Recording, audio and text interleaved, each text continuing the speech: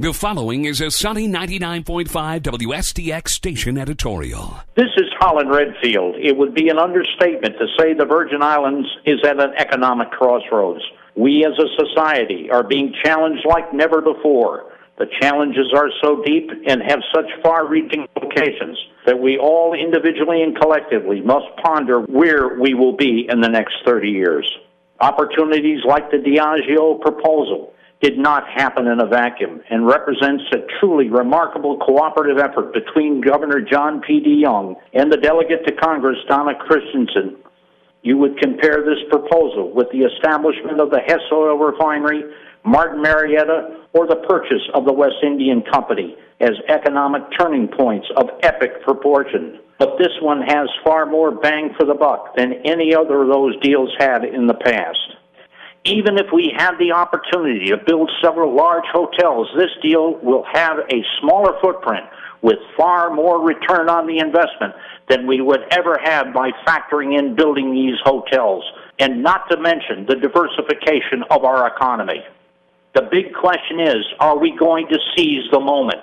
When you compare this deal to our historic past, there had to have been the alignment of the sun, the moon, and the stars for this to even have happened at all. The construction of a $165 million facility, which yields $100 million per year of cold, hard cash in potential government revenues, spells sorely needed economic relief for the territory.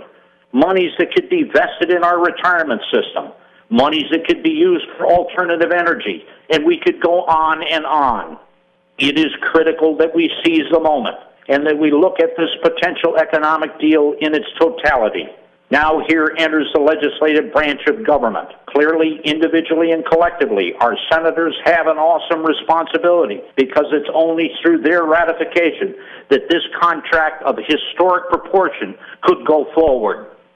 It is our hope that they rise to the occasion and that the support for this proposal is not based on majority or minority or any other short-term political interest or political expediency. Clearly, politics is the art of compromise, which will certainly apply to the ratification of this process. There never is a perfect deal. Sound public policy is a balancing act. After our editorial department reviewed this transaction, we have concluded that on balance there are far more positives than negatives, and we stand with the administration in full support of this transaction. On Tuesday, the legislature will dig into this issue through its advice and consent authority, through the power of oversight, investigative authority, and the committee process. We say to our senators, the eyes and ears of the Virgin Islands are going to be upon you. We will be looking and listening to the process, particularly how the legislature conducts itself, maintains decorum and a professional posture as it moves forward through this arduous process. We predict when all is said and done, this historic transaction will be approved. History will look upon and pass judgment on the 27th legislature, as they have on previous legislatures, when dealing with issues of such gravity. We wish the legislature Godspeed in their mission.